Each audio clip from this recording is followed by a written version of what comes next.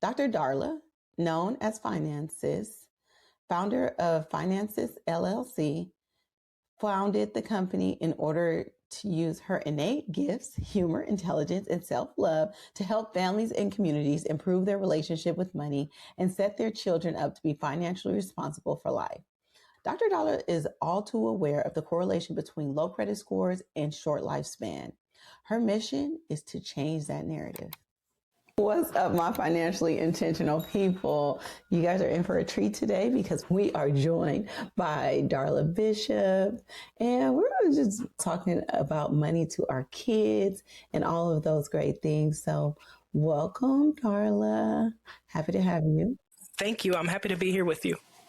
Of course. So let's just get into your background. Like, how did you get into this money space? Well, really, it was when I went to college on a prayer and a scholarship. I recognized that the students around me, all my classmates, my roommates, the people on my floor in the dorm, had a completely different way of being with money, right? And I was like, look, I'm here with you jokers.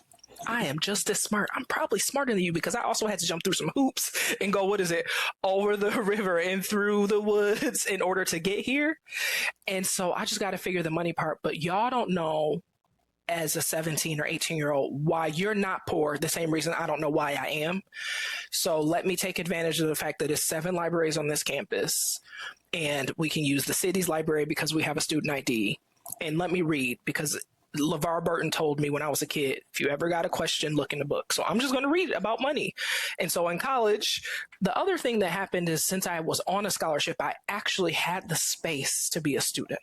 Right. I had fully thought I would go to college and be working a bunch of jobs to just pay tuition and rent and buy books. But that scholarship allowed me to just be a student and have space to go to the library and be in student government and have friends and join a sorority. And so after reading many, many books when we were first starting to graduate, my friends were like, how come you always have money? I'm like, oh, because this book told me to do this and this book told me to do this. Now, this book was BS, but it did have this one good part. So I do that thing. So this is how I do it. And I can show you how to do it by getting your business a little bit because I got to see how you're doing your money now so I can tell you what to change.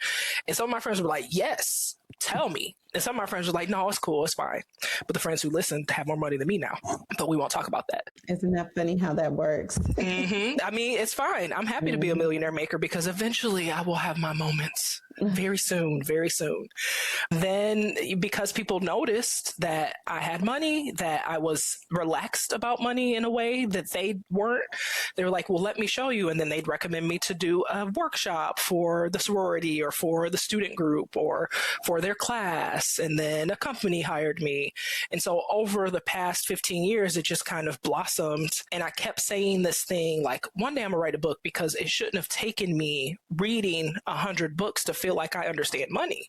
And so few of the books talked to me and talked to the things that were so important to me. Like I knew my mama was going to be in my budget. And so to have books tell me don't loan, don't help, don't support, I'm like, that don't work. I knew that I was going to have to deal with the past, right? Sometimes decisions I didn't even make, but maybe that people made on my behalf or that I had to deal with. Plus building my future. And oh yeah, I gotta like live in a way that still feels good while doing the past and the present and the future. But none of the books told me how to do all three at once. They were like, you got to choose. You either build your future or you forget your past or you just live on beans and rice. And when you grow up poor, it turns out I'm not going to voluntarily add sardines, beans and rice or oodles and noodles to my menu. Like I'm not doing that anymore. I have suffered enough. And so here we are. How to Afford Everything. I wrote it because it was like, I can put in those things that I felt were missing, not from all the books, but that I had to piece together from all those books. I love that. I love seeing this void in the finance space. And instead of complaining about it, like you hear, oh, you're not relatable, or this doesn't apply to me. And we know there's so much information that we feel disconnected from because we don't see ourselves in those voices, or intentionally those voices weren't meant for us to hear. But I think it's just so important that instead of just sitting there and complaining about it, you carved out your own lane to address those things that you felt like weren't addressed in the community. And that speaks on the importance of representation and why it's important to show up and tell your stories and share your experiences, because there are so many people that won't act because they don't feel like it's relatable. So I really, really love that. Yeah, or they're scared. And what I also realized after reading so many books, each of those authors really felt like they were doing the right thing, right? They weren't writing a book to hurt people, to exclude someone. It's just they were doing it from their point of view, from their experiences, from the people around them who maybe shared their stories. But we tend to hang out with people who are a lot like us in some way. And so if I don't have a lot of overlap in the Venn diagram of how our lives have gone, then it makes sense that what you're writing and your experiences just don't hit for me when my mama's still in my budget and I got student loan payments and I refuse to eat beans and rice. Like, we're going to have some vegetables and we're going to go out to eat too. Yeah, I love that. But I really feel like it's super important to have spaces and create these spaces for people. And even if I feel like our responsibility as people in the finance creator space is to open up access. But at the same time, you're speaking to this one person, but it's for everybody. But you really have to hone in on your messaging so that people feel heard. We can't help everybody, and we're not for everybody. And that's the same thing as whoever all these other finance creators were before that came before us. But it was just overwhelmingly the message from people that we didn't have any relation to. Like what Berna says, personal finance has historically been male, pale, and stale. And yes, they cannot speak to our experiences. They have no idea. And so when we show up and ask for support, it's just like, well, how come you didn't know these things? Or you need X, Y, and Z to get into these rooms. And so all that to say, by doing that, you're opening up access to information to people who have, for one reason or another, never been able to receive it, or those messages weren't for them. So I really, really love it. I really love it. And I love that you include your daughter in the process. Like, speak to the choice and why you made the choice to do that. I mean, she told me to. Like, you got kids, right? And I will survive raising this firecracker, confident, sure baby, because I can't extinguish any of that. She's going to need all of that for this world, right?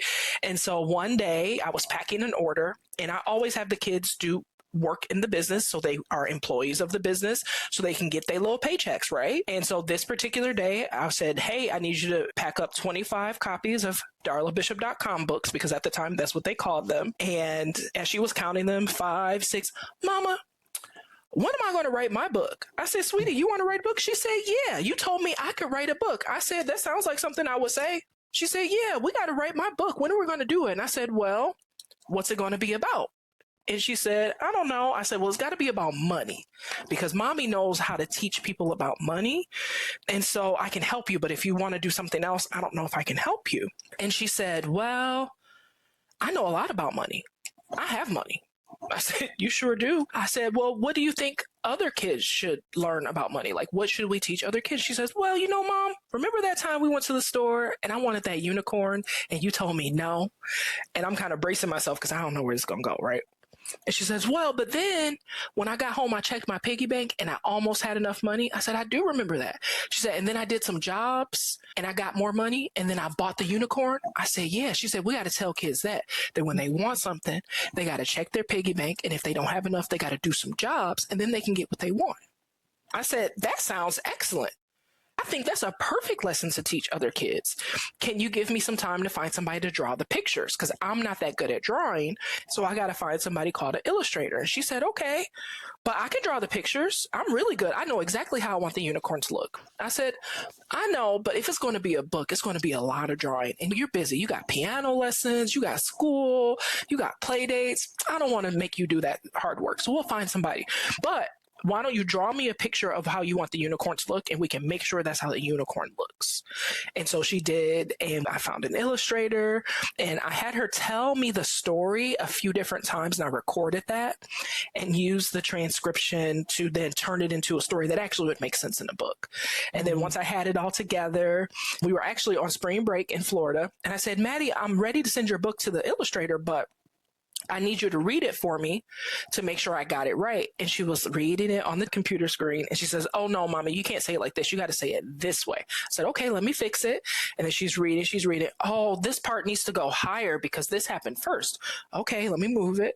And then she was like, okay, I think you got it right. You can send it to the person who's going to draw the pictures now. So she told me we had to write a book. But the amazing thing about babies, right, is as I was doing the work of finding the illustrator and pulling the different pieces together and just waiting, because you get through different stages of the project, I was like, wait, pause. I have a whole background in public health, and one of the most amazing devices we have used in public health to improve the public's health is to go to the babies. Mm-hmm. When it came to seatbelt safety, when it comes to hand hygiene, when it comes to other things, it's not as common now, but railroad safety, when our parents were kids, those lessons were taught in school settings. And then those lessons came home and got really reinforced, because how many times have you got into a car right after the kids learned how important it was to wear safety belts, and they said, we can't go until you buckle up, mommy? Right? That the kids end up being the carriers of these new social norms. And so it clicked for me, like, wait, this is how I get to the parents, the ones who see my book, who say, oh, it would be nice to know how to afford everything, but that's not for me. Mm-hmm. Because if I teach their babies the lessons that maybe they never got in a way that's suitable for a baby, then all of a sudden, mommy and daddy know it too. So this is how I get to those folks who are scared, don't feel ready, have been hurt by a personal finance book, because my feelings got hurt by some personal finance books before, right? Like, maybe this is their entry point. I love that. And how old was your daughter during that time? 6. 6 years old. 6 years old. No, I love that. Number one, I love the kind of sneaky way you get to the parents. And I do that too, because I talk about how my kids' money is invested in a way so that there people are like, oh, cool, I can invest for my kids. But not yet. Not until you invest for yourself, right? And so that's my way of teaching them to invest, because oftentimes we do stuff for our kids, or we want to teach these lessons to our kids, but don't embrace them, or we don't do them for ourselves because of shame, because of financial trauma, because of whatever. So I love the way that you approach that. But I also want to talk about all of the lessons that your daughter learned at 6 years old about money, about life, about what she can access, right? She was confident at 6 years old that she can write a book. Not only write a book, that she was confident that she could illustrate it. That's golden, right? Then you put her into the process of being an editor. So now she knows she's an author, she's an illustrator, she's an editor. She has a say in something, but she also understands the underlying money conversations that are happening in an age appropriate way, in a way that she can teach other people. Because I always say that the way that you can solidify a message or information is to be able to teach it back. So because she was able to teach that back, that she really understands those financial concepts. So number one, kudos to raising an amazing daughter, but also in instilling those lessons that she's going to need all throughout her life, just in this one process. And I can imagine if you do that for this one little thing, how you do that in the rest of her life and everything that you teach. And I just like that as an example, because people often ask, like, well, how do I talk to my kids about money in an age appropriate way? There are so many opportunities day to day throughout life that you can share money lessons with your kids. And I love this example of how you did it. Yeah, and I think what we don't always know as parents, because even if they gave us a guidebook, we wouldn't read it no way, is that we think it's a thing. We think it's an event that we're going to sit down at a dinner table and we're going to like teach them about money. But no, the way you teach kids about money is in all those micro moments at the store, you know, having them look at the prices, having them compare the sizes, when they're asking for something, asking them what they like about it, why they want it. Can they tell how much it costs? Do they think they have enough in their piggy bank? When you're making a decision to help them understand what things you're deciding between, because we could either do this or do this. Which one might be better? Which one might be easier? Which one might be more fun? Because we are making money decisions and time decisions every single day, and they got a front row seat to it. And so we're thinking we got to sit them down and show them how the bank account works. But no, it's in those moments like when you're at the store and they're like, but mommy, can I have some bubble gum? Instead of be like, no, I told you to get in the bubble gum. I don't know. Instead of doing that, being like, oh, but you remember what we came to the store for? Yeah, light bulbs and trash bags. Did we get our light bulbs and trash bags? Yes, we got the light bulbs and trash bags. Okay, good, because wouldn't it be so sad if we walked all through the store, got bubble gum, got a toy, and left, and then had to come back tomorrow to get the light bulbs and trash bags? That would be horrible.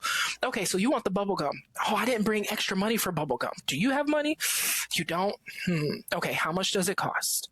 All right, when we get home, let's check. And then next time I come to the store, because I'm sure I'll have to come back, I'll get the bubble gum for you if you have enough in your piggy bank. And it's one of those things that took an extra 60 to 90 seconds of a dialogue with my kid, but was far more effective than stop. No, I ain't got money for that. We ain't got gum money. We ain't got drive-through money. Right. Which even if it's true that you don't have gum money or drive-through money, you ain't got to say it like that.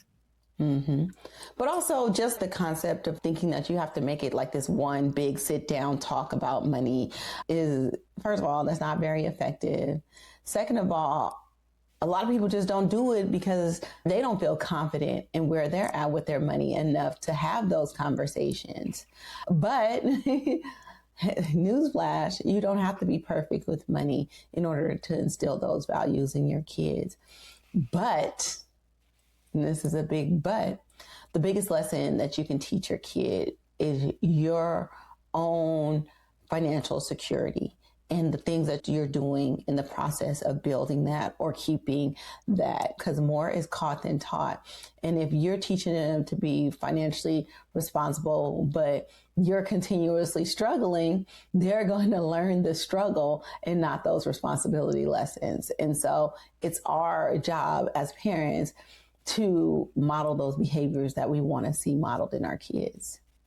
Yeah. And one of the things that I know I grapple with quite a bit is how do I teach them the really good lessons that came out of my humble beginnings, right? Like, how do I teach them to stretch? How do I teach them to get creative? How do I teach them to be resourceful? How do I teach them to ask, to give in a way that feels good without the trauma that taught and forced that for me?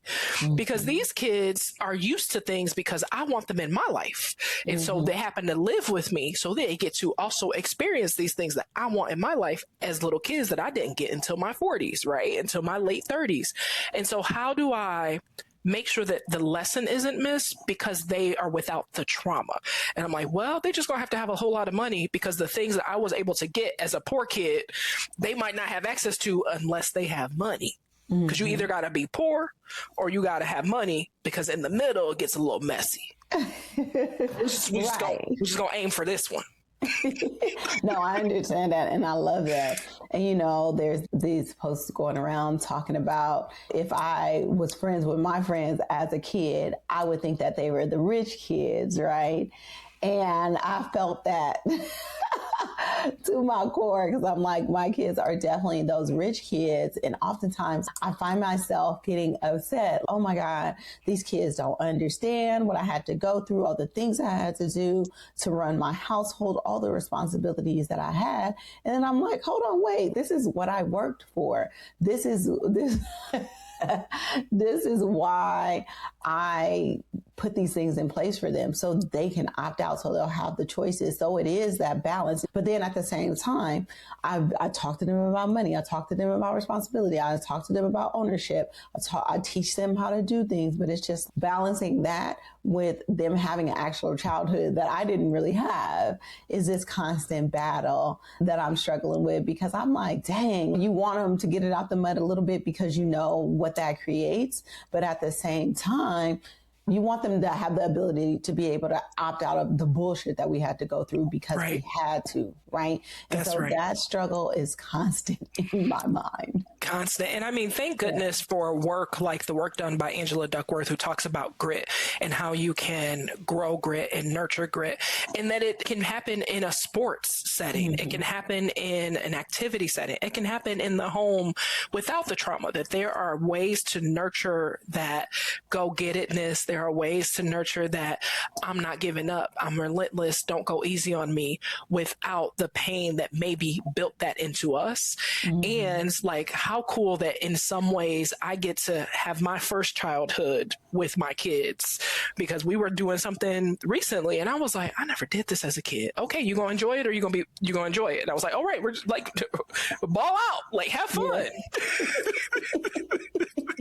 Yeah, I like that. I like that saying, enjoying your first child through your kids. And I definitely experienced that. I remember just part of my debt payoff journey, it was really important for me to intentionally build in the fun and the celebration while I was doing this really, really hard work. And one of the things that I did was built in a budget to go to Disneyland and pay for everything like in cash and just have that for my daughter. So it was for my oldest daughter. So we would go like every other month. And I just felt that magic. And I was just like, wow, like this is what it feels like again. And so, yes, it was for her, but it was really for us, like to reconnect with that. But then it also speaks to like the importance of when you're going through this journey, like you can't just focus on deprivation and you can't just focus on hitting these goals while not enjoying life. I'm not about to be going to beans and rice and sardines. We're going to talk about this in a way that it is possible to have all of the things. So yeah, and I mean, because I've done my time, and if I needed to, that is one of the things that I do appreciate about the life experiences, is that I got the range. I can talk to prisoners and presidents because I got both in my family, right?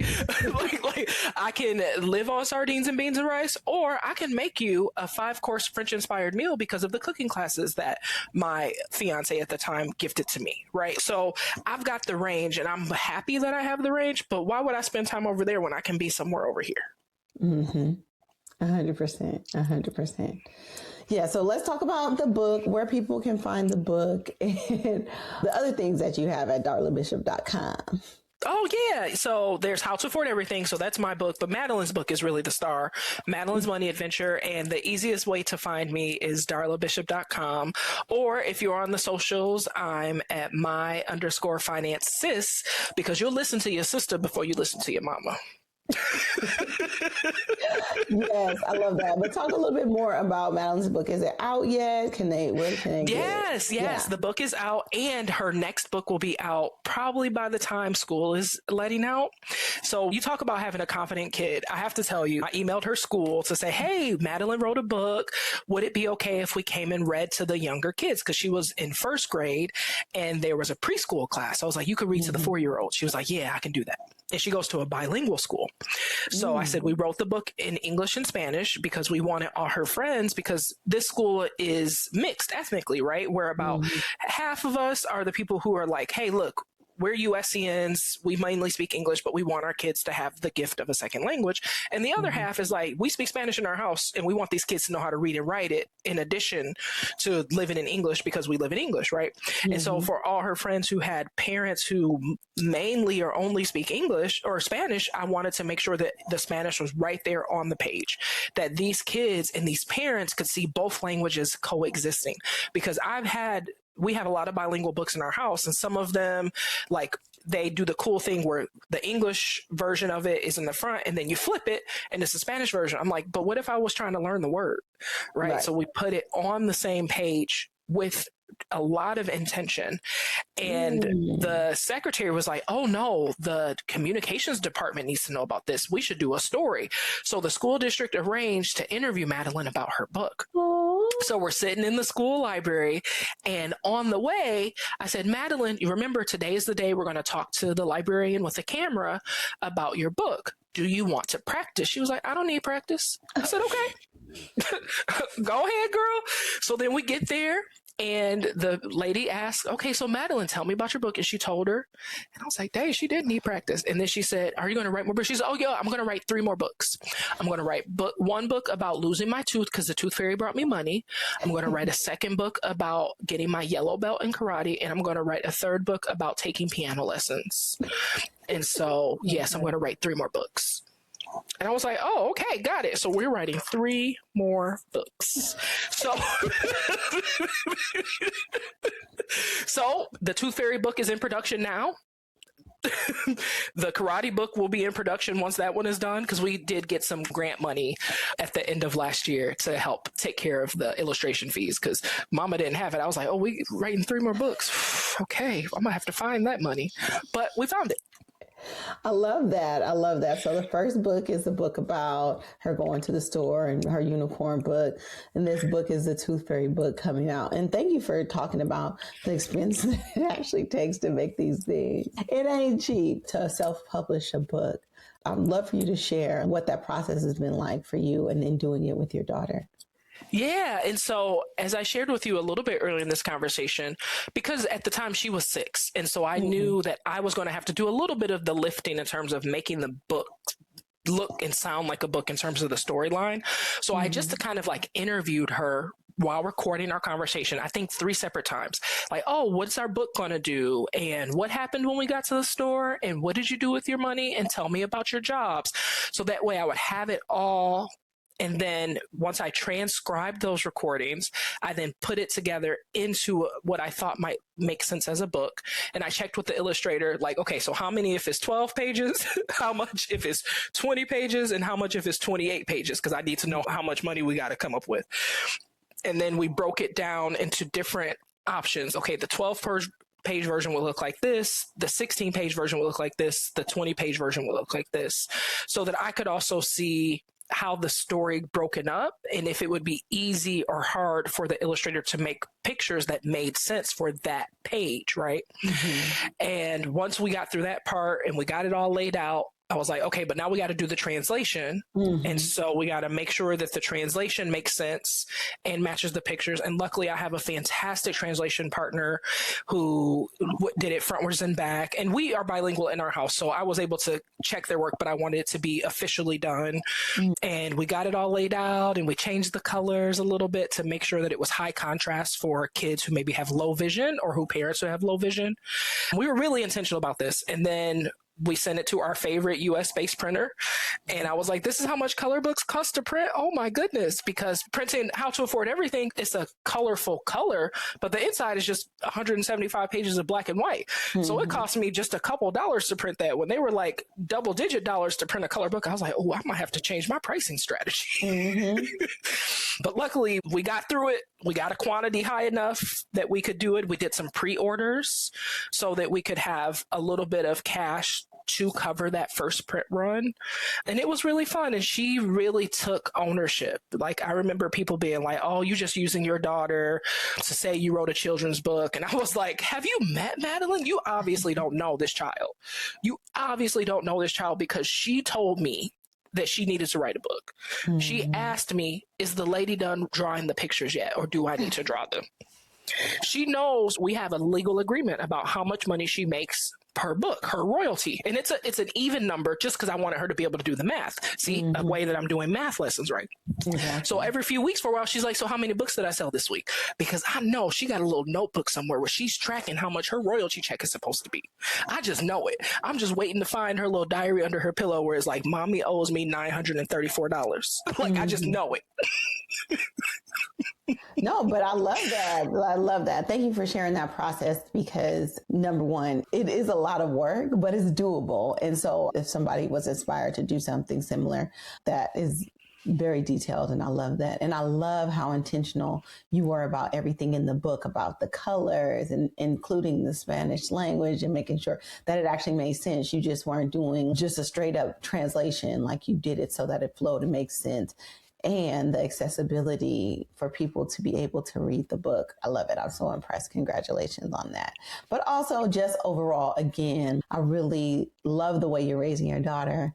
And it speaks volumes that she is the person that she is, and she's exuding all of that confidence. And that speaks to the environment that she's raised in. And it says that she's safe in that space. And kids can only show up like that if they feel safe and taken care of. So good job to you, Mommy. Thank you. And I mean, I can't even take full credit for that, because what I will say is, even though in some ways growing up we were money poor, the women in my life poured so much sureness into me, so much confidence in me. Like, they told me I could be and do anything. And even if they didn't know how to do it, they were like, baby, you smart, you'll figure it out. Like me, and as an adult, I now recognize that they didn't know how to do it. They just didn't want me to think I couldn't. Yes. Right. And so I have always had outsized confidence, because even though they couldn't give me material things, even though sometimes the fridge was a little bare and the lights were a little low, that my confidence was on high. And so why not give that same birthright to the kids who I get to raise? And they get a little money along with it. Yes. Praise Jesus. Yes. No, I love it. I love it. These are all great things. But all right, again, share one more time where people can find all the books and follow you. Yes. Come visit me at darlabishop.com, and I'm on socials at my_finansis with SIS on the end. And if you have a hard time finding me, just look for my top performing comment. I have a comment on one of your posts that has done numbers better than like 98% of my posts. Just so you know. What post was it? I wonder. It was the Tesla post when I was like, unlimited supercharging, we together forever. Like that comment has done bigger numbers than like 98% of my posts. I was like, okay, so apparently I just need to keep commenting on your stuff. That is hilarious. That is super hilarious. First of all, and it's always a post that don't really have nothing to do with nothing. But nothing to do with nothing. Right. Right. Oh, and I was so hurt to miss FinCon this year. So you saw I also remixed your dance video. I was like, y'all not going to leave me out. But I had to be on somebody's stage. That was when we won that national pitch competition and got that big grant that helped us cover the illustration for Maddie's 3 books, because she told me we had to write 3 books. And I was like, Mommy ain't got money for 3 books right now. So what we going to do? No, I love it. Okay, so darlabishop.com, my finances, and that's where you can find all the books and follow Miss Darla Bishop. Thank you so much for being on the podcast. Always fun talking to you. And again, I just love how you're raising your daughter. You're a true example of what it's like to break those cycles of money and building wealth and all of those great things. And so I congratulate you. You're the bomb. Thank girl. you. I just want to be rich like your kids. That's all. I gotta be rich like my kids too. Okay. Right. Thank you very much.